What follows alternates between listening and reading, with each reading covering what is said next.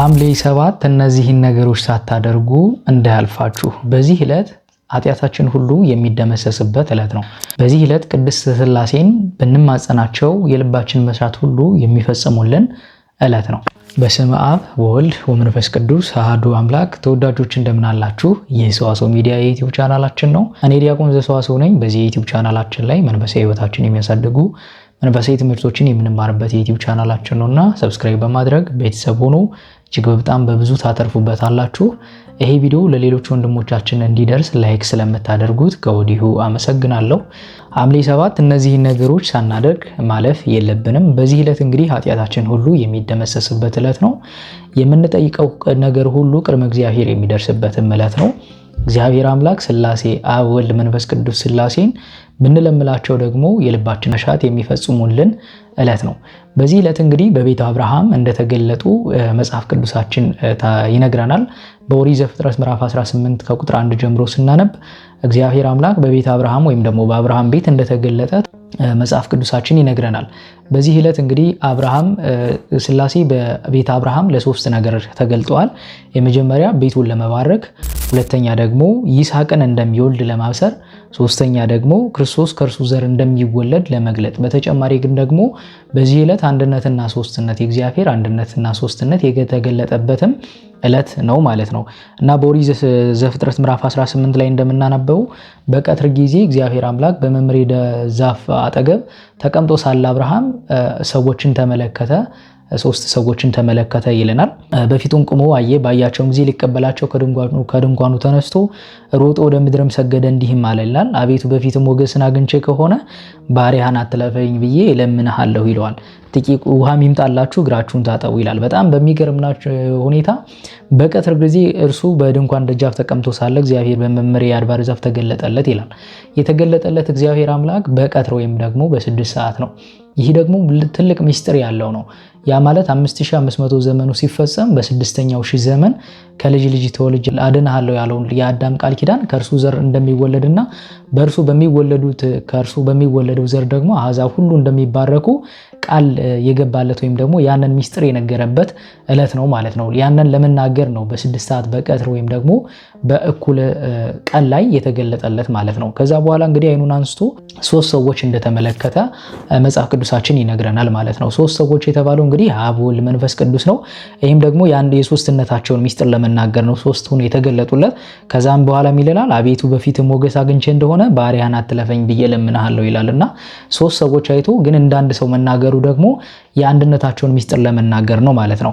ከዛም በኋላ እንግዲህ ወደ ቤቱ እንደገቡና እንግዲህ አብርሃምና ሳራ ደግሞ ልጅ ያልነበራቸው ለዘመናት በልጅ ጦት የነበሩ ያረጁ ያፈጁ ነበሩና እግዚአብሔር አምላክ ሳራ ወዴት ሄደች ብሎ ጠየቀ ይላል። ሳራም በድንኳን ውስጥ እንዳለች ነገረው። ከዛ በኋላ በጣም የሚያስገርማችሁ ግን እግዚአብሔር አምላክ ሳራ ወዴት አለች ብሎ የጠየቀው ሳራ ያለችበትን ስለማያውቅ አይደለም። በኦሪት ዘፍጥረት ምዕራፍ 3 ላይ አዳም በበደለ ጊዜ አዳም ሆይ ወዴት ነህ ብሎ እንደጠየቀ ሁሉ ጠይቆ ደግሞ መልካም ነገርን ለመናገር ለምሳሌ አንድ ሰውን መልካም ዜና ወይም ደግሞ ትልቅ ነገር ልትነግሩት ሲሆን ወዴት አለ ብላችሁ ጠይቃችሁ እንደምትነግሩት ሁሉ ለሰው ልጅ በሚስማማ ቋንቋ እግዚአብሔር የሰው ልጆችን ሲያናገር በዚህ በመጽሐፍ ቅዱስ ክፍል እንመለከታለን ማለት ነው። እናም ሳራ ወዴት አለች ብሎ ሲጠይቀው በድንኳን ውስጥ እንዳለች ነገረው ማለት ነው። የዛሬ ዓመት በዚህ በቤት እመለሳለሁ ሳራም ወንድ ልጅን ትወልዳለች ብሎ ነገረው። ሳራም ደግሞ በጣም በሚያስገርማችሁ ሁኔታ ሳቀች ይላል።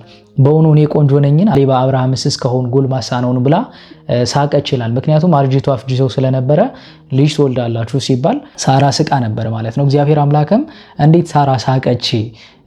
በእውኑ ለእግዚአብሔር የሚሳነው ነገር አለን ብሏታል። በጣም የሚያስገርማቸው እግዚአብሔር አምላክ አሁንም ድረስ እንደ ሳራ እንስቅበታለን ማለትም እግዚአብሔር አምላክ ይሄ ይሆናል ሲለን ይሄ ሁሉ ሊሆን ይሆናል ብለን መጠራጠር ነው መሳቅ። አሁን ለምሳሌ ሳራ የሳቀችበት ምክንያት እኔ አርጅቻለሁ አፍችቻለሁ ከዚህ በኋላ የትነት ግዳጄን እንኳን የማይበት ጊዜ አልፎኛል፣ በዚህ ጊዜ እንዴት ሊሆን ይችላል ብላ በምትስቅበት ጊዜ ይህ ጥርጣሬ ነውና እግዚአብሔርን በዚህ ዘመን ልክ እንደ ሳራ እየሳቅን እንጠራጠረዋለን። እግዚአብሔር እንዲህ ያደርግላችኋለሁ ብሎ ቃል የገባልን በመጽሐፍ ቅዱስ በእያንዳንዱ ክፍል እኔ ካንተ ጋር ነኝና ክፉን አትፍራ ብሎ ተነግሮናል።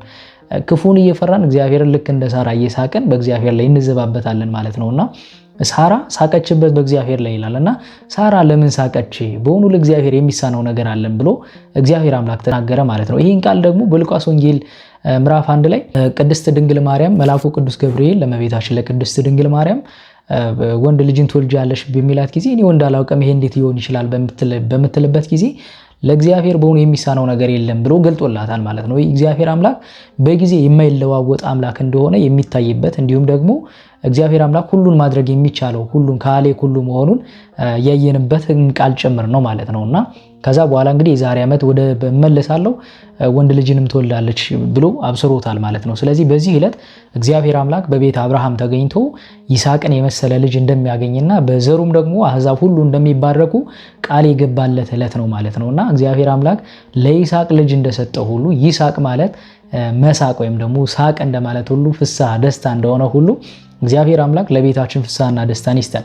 አብ ወልድ መንፈስ ቅዱስ በምህረትና በቸርነት በአብርሃም ቤት ተገኝተው ደስታን እንዳበሰሩት ለኛም ደስታን ይስጡን።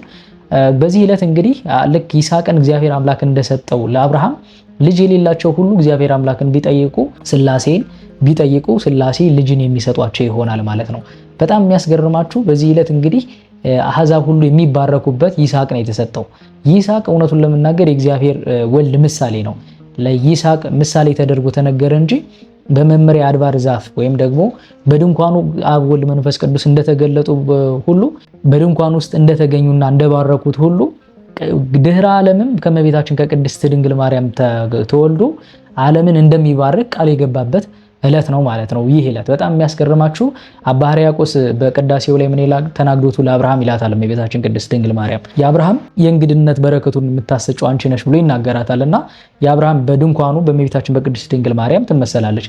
ከድንኳኑ ይስሐቅ እንደተገኘ በእመቤታችን ቅድስት ድንግል ማርያም ትመሰላለች ማለት ነውና ከእርሷ የተገኘው ዘር ደግሞ ዓለምን ሁሉ እንደሚያደንና ከመጣው ያ የ5500 ዘመን በደል እግዚአብሔር አምላክ እንደሚያነጻ የተናገረበት ዕለት ነው ማለት ነው። ስለዚህ በዚህ ዕለት አንደኛ ቤቱን ለማበረክ ስላሴ ተገኝተዋል፣ ሁለተኛ ደግሞ ይስሐቅ እንደሚወልድ ለማብሰር፣ ሶስተኛ ደግሞ ክርስቶስ ከእርሱ እንደሚወለድ ለመናገር ተገኝቷል ማለት ነው።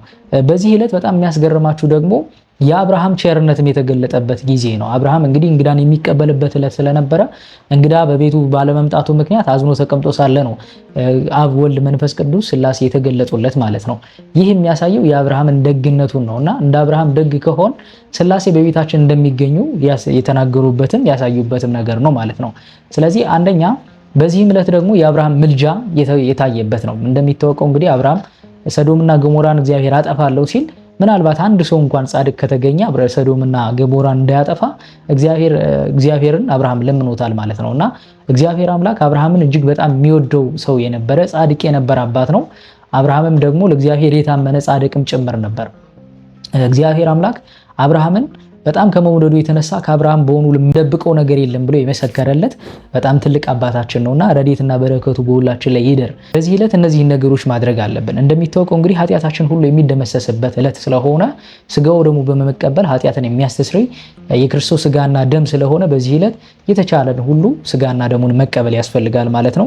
ምህረት የምናገኝበት ዕለት ስለሆነ ማለት ነው። ሁለተኛ ደግሞ የምንጠይቀው ሁሉ ቅድመ እግዚአብሔር ይደርሳል። በዚህ ዕለት እንግዲህ አብ ወልድ መንፈስ ቅዱስን ብንማጸናቸው ወደ እግዚአብሔር ቅድመ እግዚአብሔር ይደርስልናልና ጸሎታችን የልባችን መሻት ሁሉ የሚፈጽሙበት ነው። እንግዲህ ለአብርሃምና ለሳራ ደስታ የተባለ ይስሐቅን እንደሰጡ ሁሉ ለኛም ደግሞ የምንጠይቃቸውን የሚያስደስተን ነገር ሁሉ እግዚአብሔር አምላክ ይሰጠናል።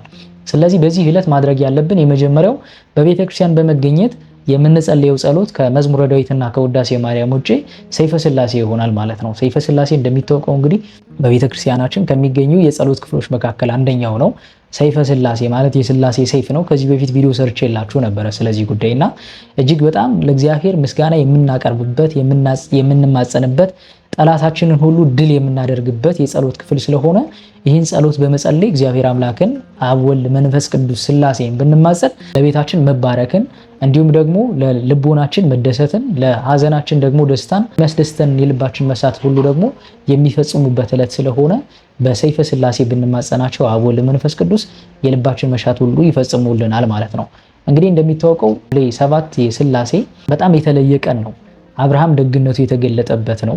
ስላሴ በቤቱ የተገኙበት ነው። እኛም ደግሞ በቤታችን ስላሴ እንዲገኙ ልክ እንደ አብርሃም የደግነት ስራዎችን መስራት ያስፈልጋልና በዚህ ዕለት ምጽዋትን ብትመጸውቱ ልክ እንደ አብርሃም ማለት ነው እግዚአብሔር አምላክ በቤታችሁ እንዲገኝ በር ትከፍታላችሁ ማለት ነው።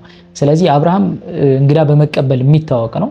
በዚህ ዕለት ክርስቲያኖች ማድረግ ያለባቸው ትልቁ ነገር ደግሞ እንግዳ መቀበል፣ ለተላቡት ሁሉ መመጽወትን ያስፈልጋል ማለት ነው። ስለዚህ ልክ እንደ አብርሃም ደግ ሆነን ከተገኘን ሥላሴ በቤታችን እንዲያድሩ እናደርጋለን። አንድም ደግሞ ድንኳን የተባለ ይህ የሰውነታችን ነው። የሥላሴ አርአያና አምሳል የተፈጠረ የሰውነታችን ነው ማለት ነው። ስለዚህ ሰውነታችን በቅድስና ካጌጥን ወይም ደግሞ በንጽህና ከጠበቅን እግዚአብሔር አምላክ ሥላሴ በልቦናችን ውስጥ እንዲያድሩ እናደርጋለን ማለት ነው። ስለዚህ በዚህ ዕለት በቤተ ክርስቲያን በመገኘት የመጀመሪያ ማህሌቱን በመቆም ቅዳሴውን በማስቀደስ የሚቻለን ከሆነ የክርስቶስን ሥጋና ደም በመቀበል ኃጢአታችንን ሁሉ የምናስተሰርይበት ቅድመ እግዚአብሔር ጸሎታችን የምናደርስበት ዕለት ነው ማለት ነው። ሁለተኛ ግን በዚህ ዕለት እንዳልኳችሁ ሰይፈ ሥላሴ በቻላችሁ እንግዲህ ሙሉውን የሰባቱን ዕለታት ከዘወትሩ ጀምሮ የሰባቱን ዕለታትና ከዛው ሰይፈ መለኮት የሚል የሚጸለይ የመለኮት ሰይፍ የሚል ጸሎት እናገኛለንና እሱንም ከዕለቱ የመዝሙረ ዳዊት ጸሎታችን ከውዳሴ ማርያም ጸሎታችን በተጨማሪ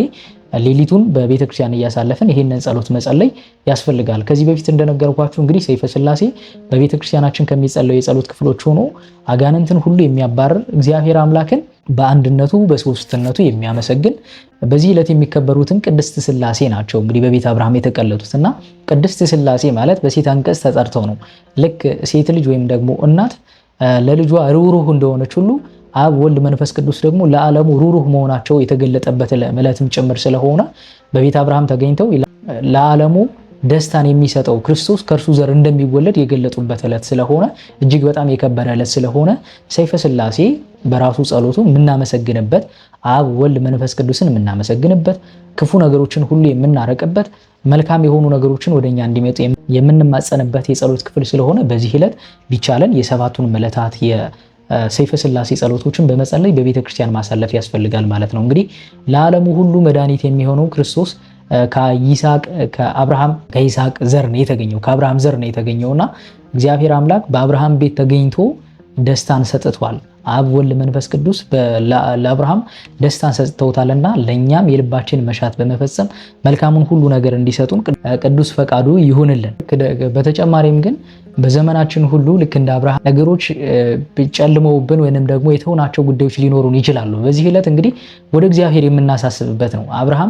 እግዚአብሔር አምላክ አብርሃምና ሳራን እንደጎበኘ ሁሉ ያን ችግሮቻችንን በህመም ያለ ሁሉ ህመሙ የሚጎበኝበት፣ ልጅ በማጣት የተቸገረ ሁሉ ልጅ የተሰጠበትም ዕለት ስለሆነ ለአብርሃም እንዳደረገ እግዚአብሔር አምላክ ለኛ የሚያደርግበት ምንም ምክንያት የለውምና ለአባቶቻችን ያደረገው ያ እግዚአብሔር አሁንም ያው እግዚአብሔር ስለሆነ የምንማጸንበት ዕለት ነውና ልክ እንደ አብርሃምና እንደ ሳራ ቀብረን የተሆነው ጉዳያችን ሊኖር ይችላልና እግዚአብሔር አምላክ ያን ጉዳያችን እንዲመለከትልን እንዲሰማን የምንማጸንበት ስለሆነ በጸሎት እንድንበረታ ያስፈልጋል። በጣም የሚያስፈልገው ግን ልክ እንደ ሳራ እየተጠራጠርን ሳይሆን ልክ እመቤታችን እንደ ቅድስት ድንግል ማርያም አማኝ ሆነን ይሁንልን ይደረግልን ማለት ያስፈልጋል ማለት ነውና ልክ እንደ ሳራ ያፈጀ ጉዳይ ይኖረናል። በእርግጠኝነት የተውነው እግዚአብሔር ይረስቶኛል ትቶናል ብለን የምናስበው ጉዳያችን ይኖራል።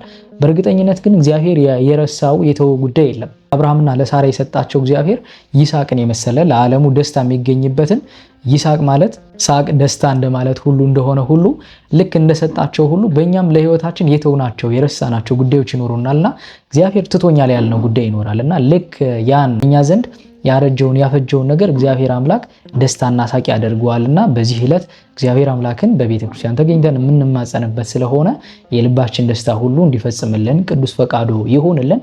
አቤቱ ቅዱስ እግዚአብሔር አምላካችን ሆይ በአንድ ልጅህ በጌታችን በመድኃኒታችን በኢየሱስ ክርስቶስ በእርሱ ያለ ጽን ክብር ላንተ ይገባል። ከእርሱም ጋር ከመንፈስ ቅዱስም ጋር ትክክል የሚሆን ዛሬም ዘወትርም ለዘላለም አሜን። ይህን ቪዲዮ ለሌሎች ወንድሞቻችን ሼር እናድርግ።